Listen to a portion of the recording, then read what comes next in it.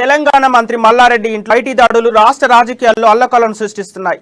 Mallareddy target గా రంగంలోకి దిగిన ఐటీ అధికారులు 50 బృందాలుగా విడిపోయి 2 రోజులుగా సోదాలు చేస్తున్నారు. మల్లారెడ్డి నివాసంతో పాటు ఆయన కుటుంబ సభ్యులు, బంధువులు, వ్యాపార భాగస్వాములు ఎవరిని వదలకుండా తనిఖీలు చేస్తున్నారు. మల్లారెడ్డికి చెందిన ఆసుపత్రుల్లో, కాలేజీల్లో రైడ్ నిర్వహిస్తున్నారు. ఈ క్రమంలో మంత్రి మల్లారెడ్డికి సంబంధించి చాలా వాస్తవాలు బయటకు వస్తున్నాయి. ఎక్కడ చూసినా మల్లారెడ్డి అవినీతి ప్రత్యక్షమవుతోంది. వివాదాలకు మల్లారెడ్డి కేర్ ఆఫ్ అడ్రస్ గా కనిపిస్తున్నారు. రాజకీయాల్లో వివాదాలు, వ్యాపారాల్లో అవినీతి, అధికారులపై దాడుల్లో మల్లారెడ్డిదే పైచే అని అనిపిస్తుంది.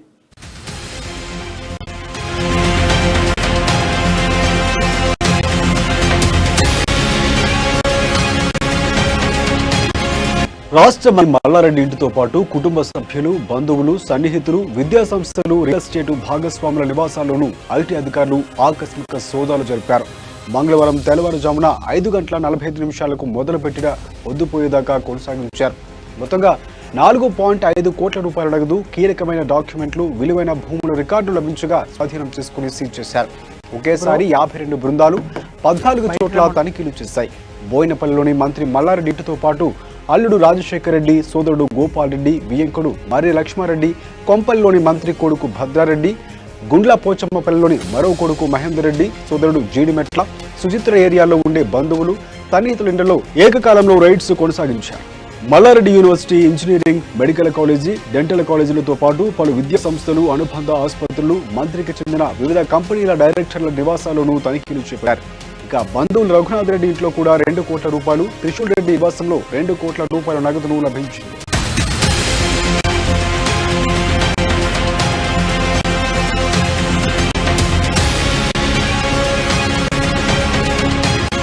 కండ్లకోయలోని సిఎంఆర్ ఇంజనీరింగ్ కాలేజీలో ఐటీ సోదాలు, రికార్డులు, రిజిస్టర్లు, విద్యార్థుల అడ్మిషన్లు, వసూలు చేస్తున్న ఫీజుల వివరాలు అధికారులు పరిశీలించారు.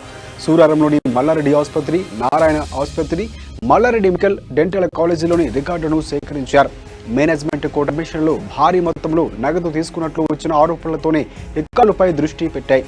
అయితే మెడికల్ కాలేజీ అడ్మిషన్లతో మంత్రి కోటలు సంపాదించినట్లు కూడా రాష్ట్రంలో చాలా కాలంగా ఆరోపణలు ఉన్నవే. ఇప్పుడు అవి ఏ స్థాయిలో ఉన్నాయో వెలుగులోకి రావచ్చుంటున్నారు. ఆస్తులు, ఆదాయ వనరులు, పన్ను చెల్లింపులు వంటి అంశాలపై దర్యాప్తు లోతుగా చేసిన తర్వాతే క్లారిటీ రానుంది. ఇక విద్యా సంస్థలకు సంబంధించి క్రాంతి సహకార అర్బన్ బ్యాంకులోని ఖాతాలు, లావాదేవీలు, సెకండ్ ఛానల్లోని రిజర్వ్ నగదు, అలాగే ఖాతాదారుల వివరాలు, ఇలా అనేక కోణాల్లో ఐటీ టీంలు వివరాలు తీసుకుని ఆరా తీసే పనిలో పడ్డాయి.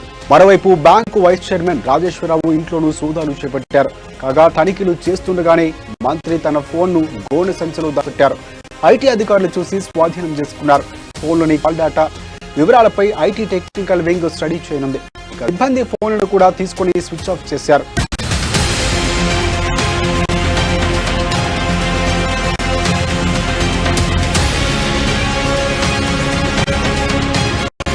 సోదాలు చెందుకు వచ్చిన ఐటీ అధికారులు మంత్రి బంధువులు, సన్నిహితులైన ప్రవీణ్ రెడ్డి, సంతోష్ రెడ్డి గేటు ఇంటి ముందే అడ్డుకొని వాగ్వాదానికి దిగారు.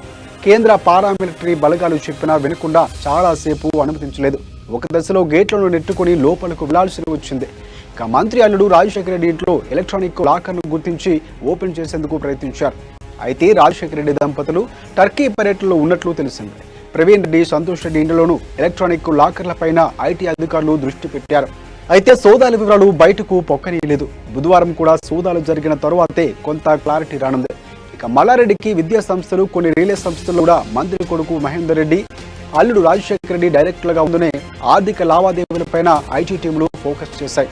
మంత్రి సన్నిహిత సుచిత్ర సమీపంలో ఉండే నరసింహారెడ్డి ఇంట్లోనూ సోదాలు జరిగాయి.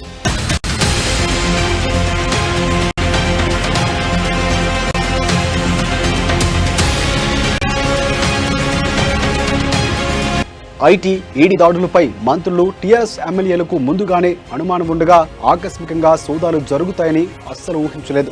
ఒక్కసారి దాడులకు దిగడంతో టీఆర్ఎస్ నేతలు, శ్రేణులు ఉలిక్కి పడ్డారు. మంత్రి అనుచరులు నిరసన చేపట్టారు. స్వయంగా మంత్రి బయటకు వచ్చి వారిని వారించి పంపించారు. ఇక ఐటీ అధికారులకు వ్యతిరేకంగా నినాదాలు చేశారు. ప్రధాని మోదీ దిష్టిబొమ్మను దహనం చేశారు. మరోవైపు మల్లారెడ్డి, ఈడీ, ఐటీ దాడులంటూ బీజేపీ చేసే తాటాకు చప్పలకు బెదరబమంటూ మంత్రులు తలసాని, మహమూద్ అలీ, శ్రీనివాస్ గౌడ్, కొప్పుల ఈశ్వర్ స్పష్టం చేశారు.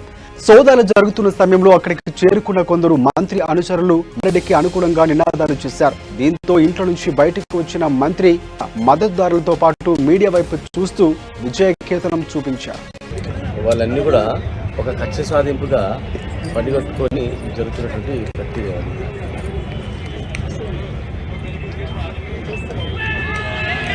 టీఆర్ఎస్ ప్రభుత్వాన్ని ఎట్లా ఇబ్బంది పాలు చేయాలని చెప్పి, టీఆర్ఎస్ గవర్నమెంట్ను ఏ రకంగా ఇబ్బంది పెట్టాలని చెప్పి చేసేటువంటి భాగంగానే చర్యల భాగంగానే అన్ని రకాలుగా జరుగుతారు. చూస్తూ ఉన్నారు కదా, దేశ ప్రజలు చూస్తూ ఉన్నారు, అందరూ చూస్తున్నారు. కనుక తెలంగాణ ప్రభుత్వం ముఖ్యమంత్రి గారు ఆలోచన చేస్తున్నారు. దానికి చర్యకు చర్య అనేది కంపల్సరీ ఉంటుంది. వాళ్ళకున్న పవర్స్ వాళ్ళకుంటాయి, వాళ్ళకున్న పవర్స్ వాళ్ళు చేస్తారు. మేము సాఫీగా జరగాలి, ప్రభుత్వం మంచిగా ఉండాలని ఒక ఆలోచనతో ఎన్ని సంవత్సరాలు కష్టపడి చేస్తే మొన్న ముఖ్యమంత్రి గారు చెప్పినటువంటి బట్ ఈ దేశంలో డెమోక్రసీ ఎక్కడ పోతుందో తెలిసే పరిస్థితి లేదు. ఎందుకంటే టార్గెటెడ్గా జరుగుతున్నటువంటి అంశాలు పోతుందో కూడా చూస్తున్నాం. బట్ అల్టిమేట్గా తప్పకుండా మరి అంశాల విషయంలో ప్రజలు ఏం ఆలోచిస్తారో కూడా చూస్తున్నాం. అంటూ ఏదైనా కానీ రాజకీయంగా ఎదుర్కోవాలి. బట్ ఇది ప్రాక్టీస్ అనేది మాత్రం దేశ చరిత్రలో ఇంతవరకు ఎప్పుడు ఇటువంటి ప్రాక్టీస్ జరగలేదు. బట్ అల్టిమేట్గా ఏదైనా కానీ టార్గెటెడ్గా జరుగుతున్నాయి. తప్పకుండా అన్నింటినీ ఫేస్ చేస్తాం. దాని ఎవరికో భయపడవలసినటువంటి అవసరం ఇక్కడ టీఆర్ఎస్ పార్టీ కానీ టీఆర్ఎస్ పార్టీ నాయకత్వానికి కానీ ఉండదు. రాష్ట్రంలో ఉన్న బీజేపీ నాయకులు దద్దమ్మలు, వాళ్ళకి చేత కాదు. వాడు బండి సంజయ్ గారు, బట్టేవాజు గాడు, గుండుగాడు, అరవింద్ గాడు, బేకార్ గాడు, వాళ్ళంతా కూడా ఈయన కేంద్ర మంత్రి అయితే దేనికి పనికిరాడు. ఈ రోజు వాళ్ళతో చేతనైతే కాబట్టి ఇలాంటి సంస్థలని కేంద్రంలో ఉన్నటువంటి డైరెక్ట్ ఆర్ఎస్ఎస్ కేంద్రంలో ఉన్నటువంటి కేంద్ర మంత్రులే ఈ రోజు ఎమ్మెల్యే కొనుగోలు చూస్తా ఉన్నారు. కాబట్టి ఈ రోజు ఈ యొక్క టీఆర్ఎస్ పార్టీ బలంగా ఉన్నది. కేసీఆర్ నాయకత్వం బలంగా ముందుకెళ్తున్నారు. దేశంలో వీళ్ళు అడుగుతున్న ప్రశ్నలన్నీ కూడా సమాధానం చెప్పాలని చెప్పి ఇక్కడ మమ్మల్ని ఇబ్బంది పెట్టే ప్రయత్నం చేస్తా ఉన్నారు. కేసీఆర్ గారు భయపడే ప్రసక్తే వారు ఎంబడి తెలంగాణ ప్రజలందరూ ఉన్నారు. తప్పకుండా ఇలాంటి బీజేపీ ప్రభుత్వానికి బుద్ధి చెప్పాల్సిన సమయం మానమైందని చెప్పి కోరుతున్నాము. 2000 మంది చేస్తే తప్ప మేము కాలేజీలు పెట్టి ఒక ఎంబీఏకు 35,000తో చదువు చెప్తున్నాం, 60,000తో ఇంజనీరింగ్ చదివిస్తున్నాం. మేము ఇవన్నీ చేస్తుంటే తప్ప ఇంతమంది బీజేపీ ప్రభుత్వం, మోడీ ప్రభుత్వం మా మీద ఇంతమంది ఇన్కమ్ ట్యాక్స్లను 50 జాగాల ప్రతి జాగాల దౌర్జన్యం చేసి ఇప్పుడు మా పెద్ద కొడుకులు సిఆర్పీ దళాలతో రాత్రి అంతా కొట్టి వానికి నొప్పి.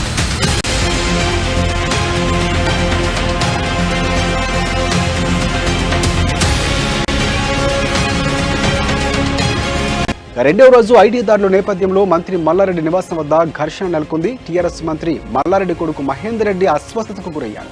ఆయనకు ఛాతీ నొప్పి రావడంతో ఆయనను సూరారంలోని ఆసుపత్రికి తరలించి చికిత్సను అందిస్తున్నారు.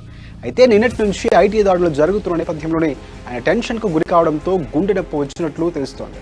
విషయం తెలుసుకున్న మంత్రి మల్లారెడ్డి ఐటీ అధికారులతో వాగ్వాదానికి దిగారు. దీంతో మల్లారెడ్డి ఇంటి వద్ద ఘర్షణ వాతావరణం నెలకొంది. తన కొడుకు ఆరోగ్యం బాగాలేదని, తాను అత్యవసరంగా ఆసుపత్రికి వెళ్లాలని ఐటీ అధికారులతో మంత్రి వాగ్వాదానికి దిగారు. కాసేపు అక్కడ వాతావరణం గందరగోళంగా మారింది. మల్లారెడ్డి తన కారులో తన కుమారుడు ఉన్న సూరారం ఆసుపత్రికి వెళ్లారు.